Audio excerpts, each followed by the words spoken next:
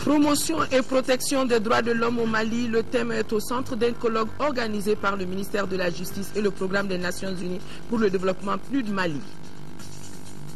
La reconquête du nord de notre pays, l'armée ouvre 2 centres de recrutement, Bamako et Ségou. 2000 jeunes seront retenus. L'information a fait le tour du pays et la bousculade est plus que phénoménale. Demain, jour de vote au Ghana, 8 candidats en lice. La campagne électorale a été des plus animées avec très souvent des débordements. Nous sommes jeudi 6 décembre. Mesdames et messieurs, bonsoir. Bienvenue dans cette édition que nous ouvrons par ce communiqué du gouvernement. Depuis quelque temps et de façon récurrente, de jour comme de nuit, principalement à Bamako et environ, sont signalés des cas d'enlèvement, de tentatives d'enlèvement de personnes ou d'autres violences perpétrées par des individus armés. Le gouvernement regrette et condamne fermement ces actes barbares d'une autre époque, guidés par des finalités obscures. Le gouvernement rappelle à cet égard l'article 1er de la Constitution du Mali qui dispose « La personne humaine est sacrée et inviolable. Tout individu a droit à la vie, à la liberté, à la sécurité et à l'intégrité de sa personne. » Le gouvernement avertit que ces violations flagrantes de la loi fondamentale ne sauraient rester impunies.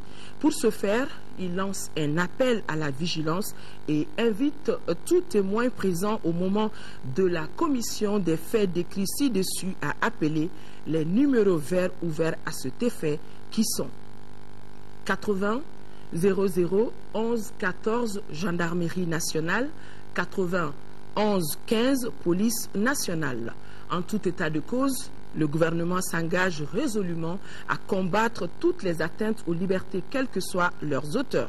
Enfin, le gouvernement réaffirme sa volonté de maintenir et de renforcer l'état de droit afin que triomphe la démocratie et les droits de l'homme sur l'ensemble du territoire. C'était là donc un communiqué du gouvernement. Une journée de plaidoyer en faveur de l'élimination de la transmission mère-enfant du VIH-Sida a été organisée aujourd'hui avec comme thème « Zéro nouvelle infection ». Et la cérémonie a été présidée par l'épouse du président de la République. Reportage signé Ramata Konate. Selon les acteurs impliqués dans la lutte contre le sida, une femme séropositive peut bel et bien donner naissance à un enfant en bonne santé si elle suit correctement son traitement. Comment faire pour pérenniser cet acquis et du coup freiner la transmission mère-enfant du sida? Pour tenter de résoudre cette équation, une journée de plaidoyer a été initiée dans la commune rurale de Kalabankoro, cercle de Kati. Il s'agissait en premier lieu d'attirer l'attention de tous et de chacun sur les progrès et les défis à relever en matière de prévention de la transmission mère-enfant du VIH, communément appelé PTME. Au 31 décembre 2011, le nombre de sites PTME était de 338 sur l'ensemble du territoire du Mali. Malgré ce nombre qui paraît élevé, la couverture reste encore de 30% au regard des objectifs que nous nous sommes fixés.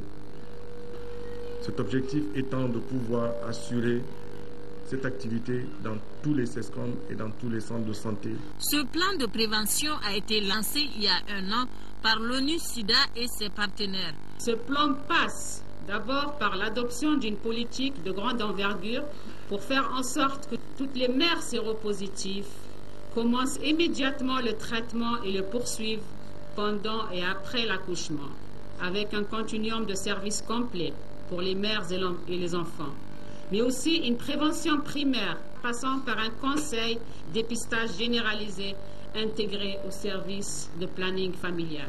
Dans un second temps, il était question de stratégie à mener pour gagner le combat contre la propagation du VIH de la mère à l'enfant, ce qui explique ce double appel de la marraine de la première semaine du mois de la lutte contre le sida à l'endroit des femmes. Le premier est de vous inviter, chères sœurs, chères filles, à fréquenter de façon régulière les centres de santé, les CESCOM, les hôpitaux pour les consultations prénatales Et le second, c'est de vous inviter à observer le dépistage VIH-Sida. Cela a deux avantages. Le premier est de connaître votre séropositivité et par conséquent vous faire suivre un traitement adéquat. Et le second est d'éviter de transmettre le virus SIDA à votre futur bébé. Ces règles, une fois respectées, pourront contribuer à freiner la propagation du sida et permettre au Mali d'être au rendez-vous de 2015. Cela, bien sûr, avec l'appui des partenaires techniques et financiers.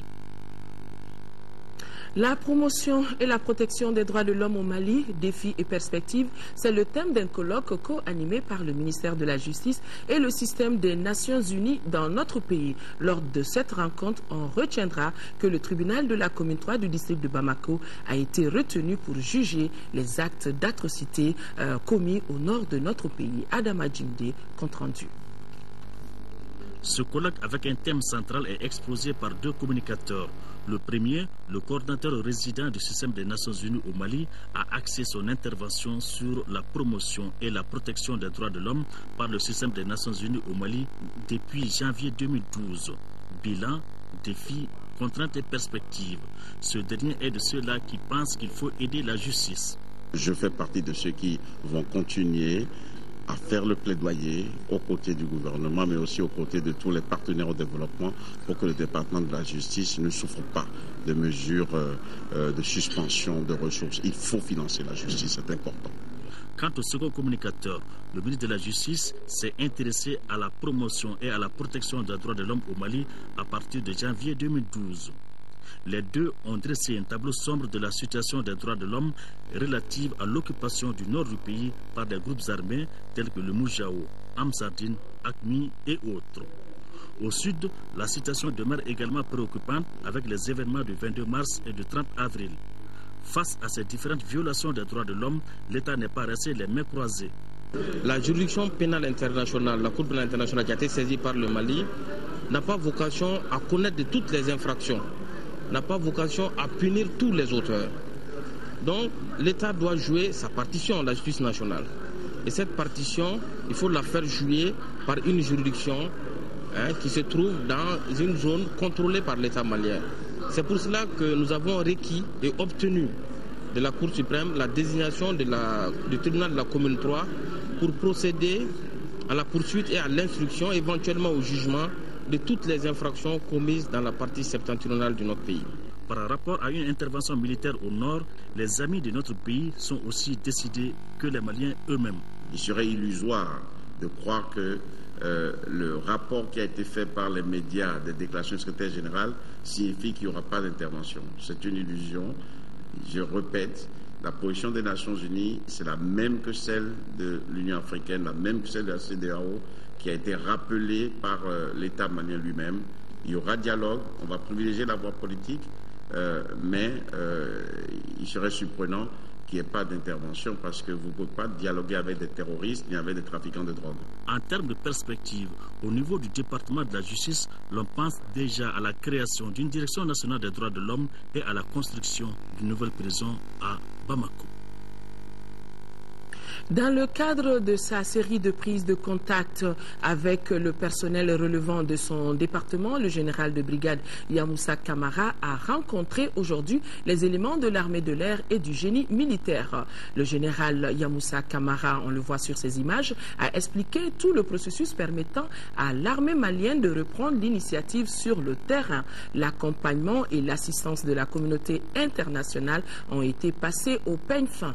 Dans ce registre, le ministre a conclu que nous ne pouvons pas nous passer de la communauté internationale, mais dans tous les cas, les forces armées maliennes seront le fer de lance de la reconquête du Nord. Abordant la question des désertions, le ministre est resté ferme. Aucun déserteur ne sera plus jamais repris dans les rangs des forces armées. Cependant, aux Maliens ceux désirant revenir seront bien accueillis. L'auditorium de l'école de maintien de la paix à Blondin-Bey abrite depuis ce matin les travaux du séminaire de sensibilisation au déploiement de la mission internationale de soutien pour le Mali sous commandement africain. Ce séminaire est le fruit du partenariat entre l'école du maintien de la paix et l'ambassade de France au Mali. Compte rendu signé Nando Dambélé.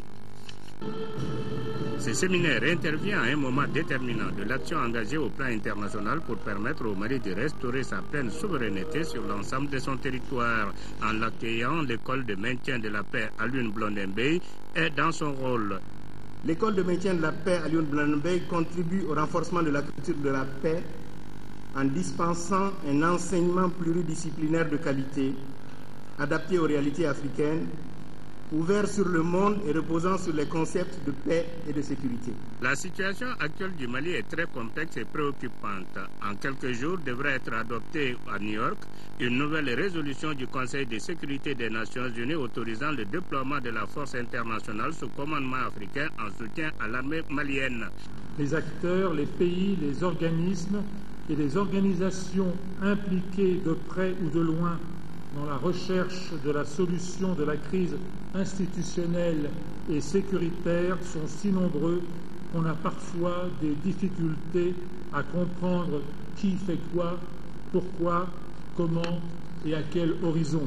Il s'agit donc d'informer et de sensibiliser objectivement la société civile malienne dans ses diverses composantes sur les intentions des organisations internationales et sur les actions qui sont ou qui seront menées, ainsi que sur les moyens susceptibles d'être mis en œuvre dans le cadre de la résolution de la crise au Mali. Restons dans le domaine militaire. L'armée malienne, je vous le disais d'ailleurs dans les titres, procède actuellement à un recrutement massif pour étoffer ses rangs. Des milliers de jeunes postulent depuis le 1er décembre dans 2 centres à Bamako et à Ségou. 2000 jeunes seront retenus sur l'étendue du territoire et pour le dépôt des dossiers, tous les jours, c'est de longues files d'attente qui se forment devant l'école de la gendarmerie Sisa Faladje en commune 6. Et notre équipe de reportage avec Adama Kamara et Ibrahima Traoré, l'équipe est allée constater l'atmosphère sur place. La scène est impressionnante. Depuis 6 jours, des centaines de jeunes volontaires se bousculent ici pour déposer leur dossier au recrutement de l'état-major général des armées. Ils sont âgés de 18 à 23 ans. Tous rêvent d'intégrer les rangs de l'armée malienne pour défendre l'honneur et la patrie, surtout en ce moment où les 2 tiers du pays sont occupés par des groupes armés islamistes. Je suis venu déposer mes candidatures pour défendre mon pays, rapporter ma pierre, quoi. Il y a des difficultés. Depuis le matin, je suis venu pour mes dossiers. Depuis le matin, je suis là jusqu'à 13h, je ne l'ai pas déposé. Nous sommes venus ici pour soutenir le Mali, mais ce n'est pas pour l'argent. C'est pour aider l'armée malienne à conquérir le nord du Mali. 2000 jeunes seront recrutés. Déjà près de 4000 se sont inscrits. Un deuxième centre se trouve à Ségou où l'on enregistre le même engouement selon nos sources. Le dépôt des dossiers se poursuit jusqu'au 10 décembre. Les autorités militaires indiquent que les nouvelles recrues vont renforcer en éléments disciplinés une armée qui en a besoin. Les futurs soldats vont aider également à sécuriser le territoire et les zones frontalières après la reconquête des régions occupées. Et ces candidats semblent bien déterminés à remplir pleinement cette mission. Je vais aller au nord. Si je me suis recruté dans l'armée des terres, je jure devant Dieu, je vais aller libérer le nord. C'est pas moi seul. Je suis prêt à aller au nord pour libérer le nord. Vraiment, je peux dire que j'ai fait beaucoup d'études, mais la chose qui m'a plu beaucoup, ça c'est d'être militaire. Je suis venu ici depuis 4 h du matin. La liste finale des candidats retenus est attendue dans les semaines à venir. Ils seront aussitôt convoqués dans les centres d'instruction pour la formation militaire. Mesdames, Messieurs, vous aurez remarqué dans ces files, dans cette bousculade, aucune présence féminine et notre reporter de nous signaler que les femmes ne sont pas concernées par ce recrutement dans les rangs de l'armée. Les responsables de la coordination des organisations patriotiques du Mali, COPAM, ont rencontré ce matin la presse à la pyramide du souvenir. Pour la COPAM, les assises nationales du 11 décembre doivent être souveraines et ouvrant la voie ainsi à une bonne transition. Compte rendu, Bourama Traoré. Pas d'évolution sur la position de la coordination des organisations patriotiques du Mali. La COPAM participera bien aux concertations nationales. Devant une vingtaine de journalistes, le président de la coordination l'a réaffirmé. Pour le professeur Younous Ameidiko, principal conférencier, ces assises nationales doivent être souveraines. Première attente de la COPAM. Deuxième attente, les concertations nationales doivent opérer un changement réel pour une sortie de crise. Que les résultats de ces concertations aboutissent à l'émergence d'hommes et de femmes capables, moralement, physiquement, socialement, de reconduire notre pays vers la victoire. Des hommes et des femmes pour qui le Mali, son intégrité, sa laïcité constitueront la motivation la plus porteuse pour conduire la transition.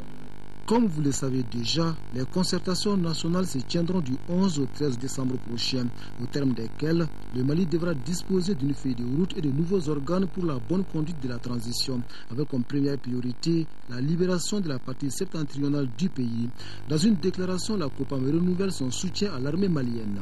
La COPAM se réjouit du début de livraison de nos armes bloquées et réitère son soutien patriotique indéfectible aux forces de défense et de sécurité du Mali.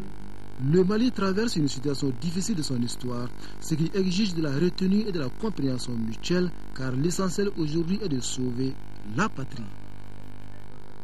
Autre conférence de presse, le dossier des fonctionnaires et contractuels radiés de la fonction publique. Le collectif Je ne touche pas à mon droit réclame toujours justice. C'est ainsi qu'il a organisé ce matin une conférence de presse. Le dossier est au niveau de la section administrative de la Cour suprême. Le collectif dit faire confiance à la justice malienne. Et Mohamed Diarra a suivi ce point de presse pour nous. Le collectif des Je ne touche pas à mon droit n'entend pas baisser les bras. Il veut explorer tous les moyens possibles pour obtenir la réintégration de ses membres de la fonction publique. Maître Ali Bachili, l'avocat du collectif, a engagé des procédures en référé devant la section administrative de la Cour suprême. La durée de ces procédures, selon la loi, ne doit pas excéder 8 jours. Cependant, ce délai légal est dépassé selon l'avocat. Cette conférence de presse a pour but de rendre compte de l'évolution du dossier aux journalistes. Il nous a été dit à la Cour suprême qu'on leur avait donné un délai de 15 jours. Il y a de cela plus de 40 jours. Et ils ont répondu au référé que nous avons fait après presque un délai de 30 jours, alors qu'il leur avait été accordé que 15 jours. En tout cas, le collectif dit croire en la justice malienne, ce qui ne l'empêche pas de saisir d'autres juridictions internationales s'il le faut. Les jeunes disent refuter toute violence pour atteindre l'objectif qu'ils se sont assignés. Notre combat, c'est un combat noble, notre combat, c'est un combat de justice, notre combat, c'est un combat de droits, donc nous restons toujours derrière la loi pour revendiquer nos droits. Le collectif est tout de même convaincu que le bout du tunnel n'est pas pour demain. Il n'entend donc pas baisser la garde. L'actualité sur le continent, demain jour de vote pour les Ghanéens. La campagne pour l'élection présidentielle couplée aux législatives au Ghana a pris fin hier. Pendant plusieurs semaines, les 8 candidats à la magistrature suprême ont sillonné ville et village pour un scrutin dont les dés ne sont pas jetés d'avance. La CEDEAO a déployé de gros moyens pour superviser ces élections cruciales pour la sous-région d'Accra. Le récit de nos envoyés spéciaux, Boubacar Touré et Abdoul Salam Bambara. Plus de 13,5 millions d'électeurs sur une population de près de 25 millions d'habitants sont appelés à départager 8 candidats en lice pour ce scrutin présidentiel de ce vendredi. Les législatives, qui se dérouleront en même temps que le scrutin présidentiel, mettent aux prises près de 1300 candidats pour 275 sièges à pourvoir à l'Assemblée nationale. 2 candidats partent favoris pour ce scrutin. John Mahama Dramani, le président sortant, qui achève le mandat de John Atta Mills, décédé. Avec son parti, le Congrès démocratique national, NDC, il promet la stabilité et le développement en mettant l'accent sur la création d'emplois.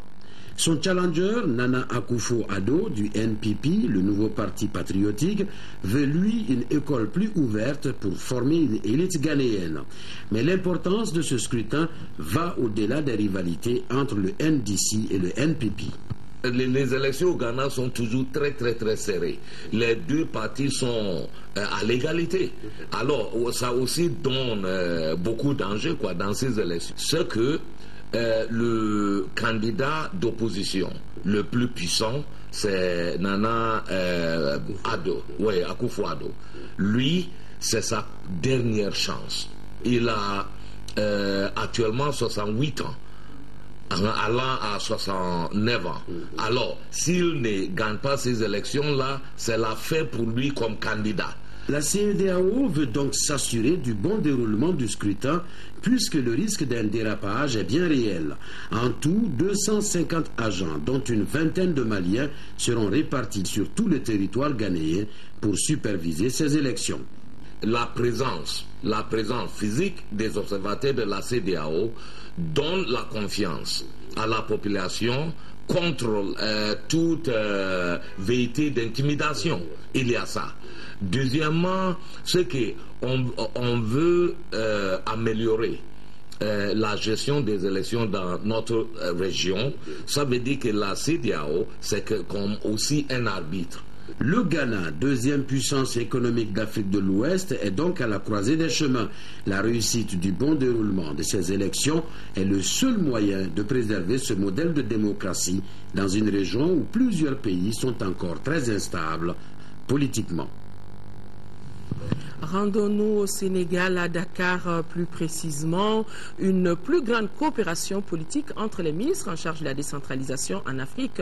La 6e édition du sommet Africité qui se déroule actuellement dans la capitale du Sénégal travaille vers l'atteinte de cette composante et avant même la fin des travaux, le ministre malien de l'administration territoriale et de la décentralisation et son homologue du Maroc ouvrent la voie en se rencontrant. Envoyés spéciaux Mohamed Touré et Sidi Modibo d'Ambéli. Certes, le développement des territoires africains passe par des synergies d'action concertées et réfléchies de la part de nos élus locaux, mais il faudrait bien aussi des volontés politiques fortes des pouvoirs exécutifs.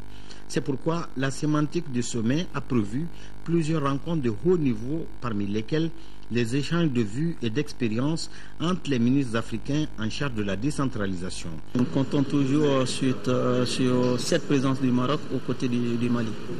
Vous savez, nous devons, mon département particulièrement, organiser les prochaines élections au Mali.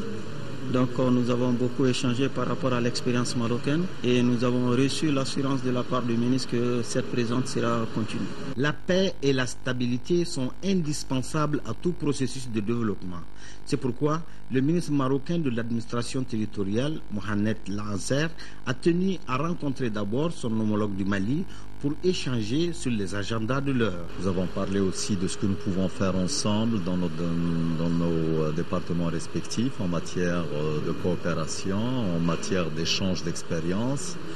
Vous savez, le ministère de l'Intérieur a plusieurs facettes et donc il y a des possibilités de coopération très importantes.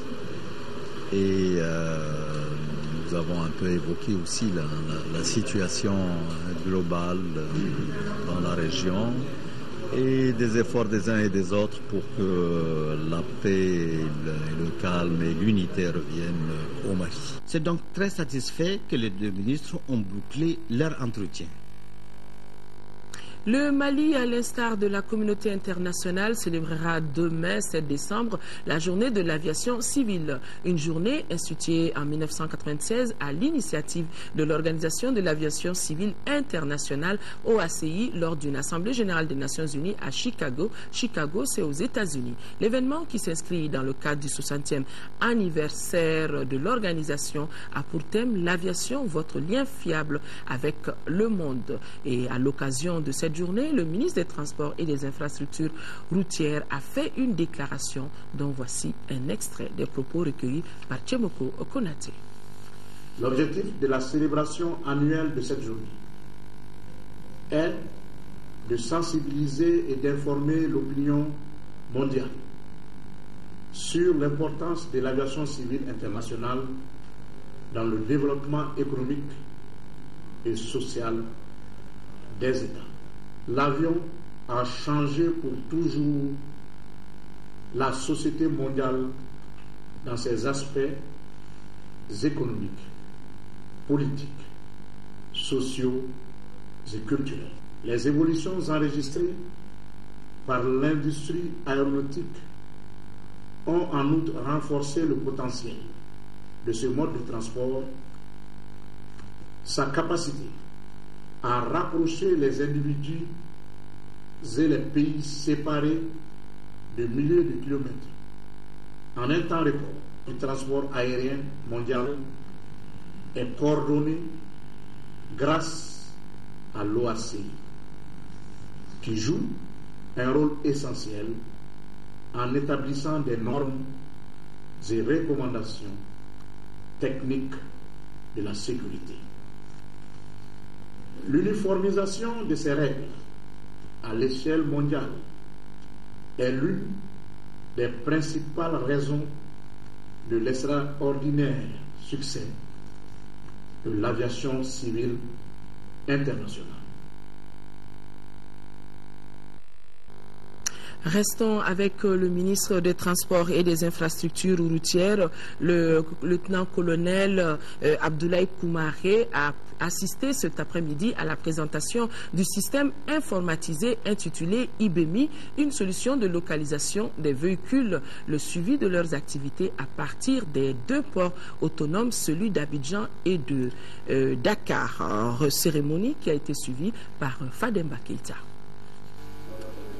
Ce programme innovant qui vient d'être lancé par le ministère en charge des transports va permettre aux services connectés qui sont la douane, la police, la gendarmerie, la protection civile, la direction nationale des transports d'accéder à l'information IBEMI.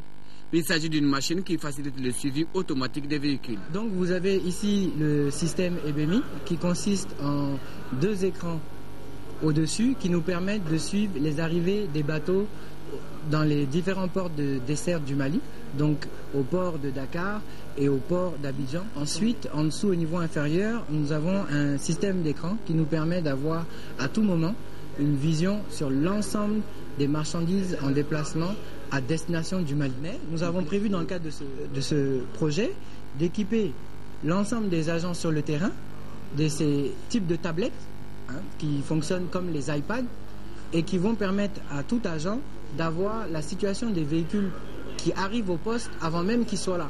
Ce système de contrôle des véhicules de transport devient une réalité grâce à un partenariat fécond avec l'Office ivoirien des chargeurs. Donc, il fallait que les conseils des chargeurs prennent l'initiative d'une solution technologique pour venir en aide aux routiers, aux transporteurs et aux chargeurs.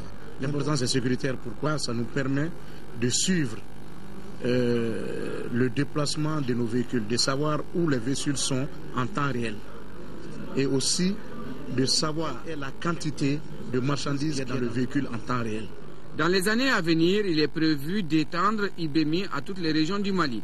Le logiciel de contrôle IBEMI est aussi un moyen de lutte contre la fraude, les surcharges et les excès de vitesse. On aura remarqué la satisfaction du colonel Abdoulaye Koumaré devant ce nouveau système informatisé IBEMI.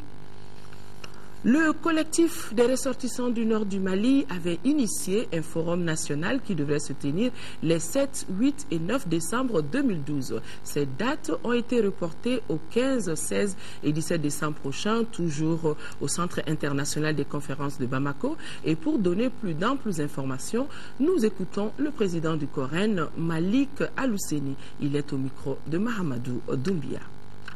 Le forum national sur la gestion de la crise au nord du Mali, que le collectif de ressortissants du nord du Mali envisage d'organiser les 7, 8 et 9 décembre 2012, a été effectivement reporté au 15, 16 et 17 décembre 2012.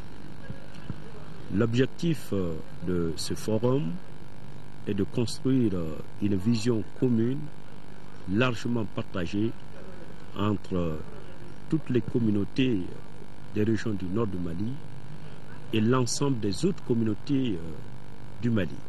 Le report d'une semaine a été décidé par la commission d'organisation. Nous sommes arrivés à la conclusion que compte tenu de l'importance des thèmes à traiter, qu'il fallait accorder une semaine afin donc de réunir les conditions nécessaires à la bonne organisation, à la réussite donc de cet événement. Nous comptons bien sûr sur la bonne compréhension des invités et de l'ensemble de nos partenaires. Ce report-là permettra donc à toutes ces personnes-là d'être à Bamako. Nous allons pendant cette semaine, avec ceux qui sont déjà là à Bamako, continuer à préparer ce forum. Fin de formation pour la 4e promotion aujourd'hui du peloton de la gendarmerie nationale. Cette promotion qui vient de renforcer la capacité d'intervention de la gendarmerie a été formée en maîtrise sans armes de l'adversaire. Les sous-officiers ainsi formés ont désormais une grande capacité pour la protection des hautes personnalités et autres maintiens de paix sur l'étendue du territoire. Adama Kodjo a suivi la sortie de cette promotion. Sont au nombre de 27 sous-officiers de la 4e promotion du peloton d'intervention de la gendarmerie nationale à bénéficier de cette formation. Ces sous-officiers de la gendarmerie sélectionnés à l'issue d'un test et sur la base du volontariat ont été formés durant 3 mois en technique de maîtrise sans armes de l'adversaire. Ils ont aussi acquis des connaissances relatives à la tactique d'intervention rapide. Des jours comme de nuits, sans jamais prendre un seul moment de relâche, les stagiaires se sont montrés à la taille du profil recherché par l'unité. Les résultats concluants qu'ils ont obtenus témoignent non seulement de leur ferme volonté à rejoindre l'élite de l'intervention professionnelle, mais aussi de leur capacité à agir efficacement là où la population aura besoin d'eux. Pour montrer leur maîtrise des notions apprises, les récipiendaires ont procédé à des scènes de simulation d'intervention de maintien de la paix. Les exercices que nous venons d'assister nous rassurent dans nos capacités d'intervention. Et vous savez, pendant 3 mois, ces jeunes ont subi une formation très rude. Et vous avez vu les résultats ce matin. Et ça nous donne encore confiance à nos jeunes. Un signal fort aussi pour tous les malfaiteurs, pour tous ceux qui essaient de commettre des actes crapuleux, qu'ils sachent que désormais il y a une véritable force de frappe qui est là et qui n'hésitera pas à les démanteler. Créé en mai 2006, le peloton d'intervention de la gendarmerie nationale est une unité qui compte 2 officiers et 60 sous-officiers. Sa mission principale est la lutte efficace contre le terrorisme sur toute l'étendue du territoire national. Le lieutenant-colonel Fagimba Keïta est désormais le commandant de la 4e région militaire de Caille. Il a pris le commandement ce matin à la faveur d'une cérémonie qui s'est déroulée au camp militaire Mamadou Lamine Dramé de Caille. Le commandant sortant, le colonel Oumar Mama Traoré, appelé à d'autres fonctions, lui a passé le témoin. Le nouveau commandant s'est engagé à respecter l'ordre et à exécuter les missions qui lui sont confiées. La passation de service était supervisée par le chef d'état-major de l'armée de terre, le colonel-major Ibrahim Fane. Autre cérémonie de passation de service en 5e région, c'est le camp Ba-Lobo Boubakari Bari de Sévaré qui a servi de cadre à la cérémonie de passation de service entre le commandant sortant de la 6e région militaire et celui entrant. C'est désormais le colonel Philippe Sangaré qui est le commandant de la 6e région militaire. Il place l'événement sous le signe de la continuité.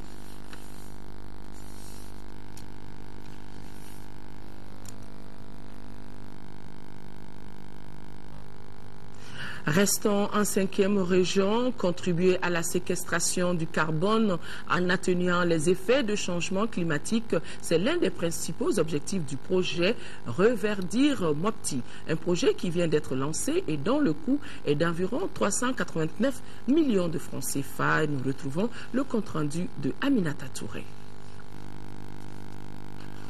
Pour un coût total de plus de 389 millions de francs CFA, le projet Reverdir Mopti qui vient d'être lancé a pour objectif, entre autres, d'atténuer la destruction des ressources forestières, de préserver le fragile écosystème. Il concernera 16 communes des cercles de Bankas, Koro et Bandiangara. Nous pensons à travers ce projet planter 200 000 arbres et préserver 800 000 arbres à travers la régénération naturelle assistée dans le but de l'atténuation du changement climatique. Nous sommes optimistes quant à la réussite de ce projet, compte tenu du fait que les bénéficiaires sont davantage responsabilisés. La région de Mopti, située au centre du Mali, constituait jadis un vaste delta intérieur dont les forêts inondées et les brougutières formaient une zone agroécologique riche et variée.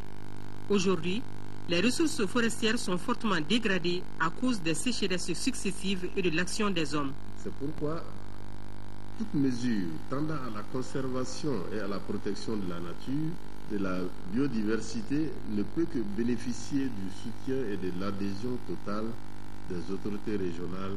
Les acteurs locaux impliqués dans la mise en œuvre de Reverdir Mopti sont entre autres les paysans animateurs au niveau des villages, les services techniques à tous les niveaux, les commissions locales de promotion de l'arbre au niveau des cercles. Élan de solidarité à l'endroit des déplacés des régions du Nord, les Maliens de Belgique se manifestent.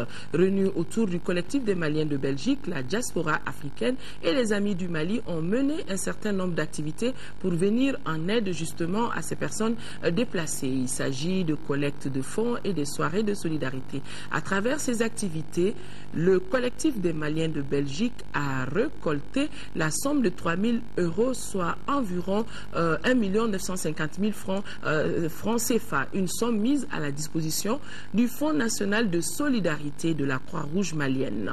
On le voit sur ces images, la remise symbolique du chèque a eu lieu dans les locaux de l'ambassade du Mali en présence du chargé d'affaires. C'est ce que nous signale notre correspondante depuis Bruxelles, Fatim Diallo. À présent, la page sport football de ce journal, championnat national Ligue 1, la deuxième journée a pris fin par 2 rencontres. Atar Club de Kidal, qui vient de rejoindre l'élite, a été battu 3-0 par les 11 créateurs de Nyarela. Mais auparavant, le Djoliba AC, champion en titre, jouait son tout premier match de la nouvelle saison. Et victoire des Rouges de Bamako, 2-0 devant la Somme. Les matchs ont été joués au stade Modibo Keïta, compte rendu Atina. Le Djoliba AC, champion en titre, réussit son entrée en matière devant l'association sportive olympique de Missira, battue 2-0. La saison à peine terminée, Alou Badra Diallo opte pour d'autres alternatives dans cette rencontre, en alliant ses nouvelles recrues. C'est ainsi que sous nouveaux joueurs font leur début, tels que Boukadari Fomba, Nico Dao, Amara Mali. À ceci s'ajoutent 3 juniors issus du centre de formation, plus Ali Irango et Idrissa Traoré de l'équipe première. Impuissant en première mi-temps devant les pensionnaires de Misra, d'ailleurs dominateurs. Le Djoliba Athletic Club, nouveau visage, n'aura son salut qu'à la 55e minute. Le gardien de la Somme sera victime de sa sortie hasardeuse devant Nico Dao, le transfuge de l'AS Real qui ouvre le score de la tête. Très percutant, le buteur djolibiste voit sa frappe repoussée par Tidjani Kamara. Amara Mali, autre recrue, se trouva dans l'éventail de récupération. Double le score à la 71e minute.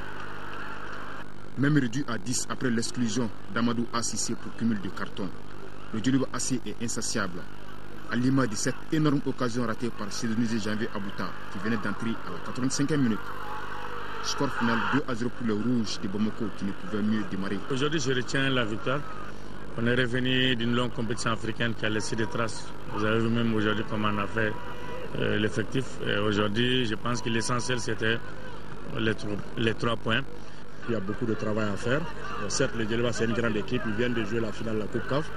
Donc, la deuxième mi-temps, les jeunes étaient un peu crispés parce que le fait qu'ils ont pris un but.